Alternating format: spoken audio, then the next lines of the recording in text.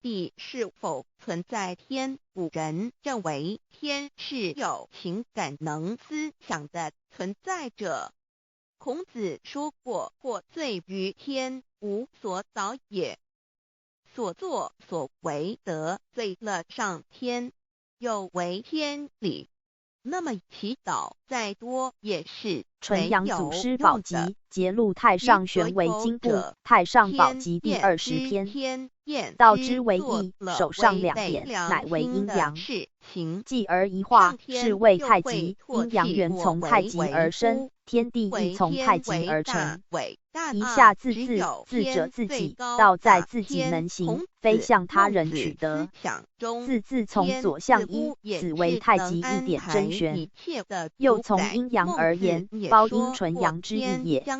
然义之下，盖欲修大道至于纯阳者，在自己两目之间。然则自乃鼻自之首，鼻在两目之间，此间是谓玄巧。且人之受胎，五官四体未备以鼻为先，故鼻之上亦谓足窍。夫玄关足窍，则生死之门户。舍阴而取阳，则逆；取阳而藏阴，则生。逆而修之成仙成佛，顺而生之传子传孙。且目自三口相连，指人身中有三田焉。下筋、中气、上藏神。学者若能从三田而归一，便能脱轮回之大关。道之道也，此而已矣。从此而就丹经，乃可悟明玄关之要旨。神守玄关，四主人守宅，气养丹田，如人生积财。神定气守而精不漏，神运气行而精俱化。炼精以化气，充溢太和；炼气以凝神，酝酿迷宫。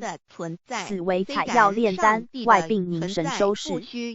盖天地之精华，当昼而光，而阴阳之玄气，入夜则明。人欲穷阴纯阳，非及两目收视为光而不能。学欲反本还原，非及三花炼成玄气而不得。反照功夫，外观而内照，只在定神。炼丹之妙法，火降而水生，全凭用意。阴阳配合，二五构精成天地之大化，龙虎降伏，三花聚顶超性命之全功。玄功泄露，不怕天诛，为度元人于苦海。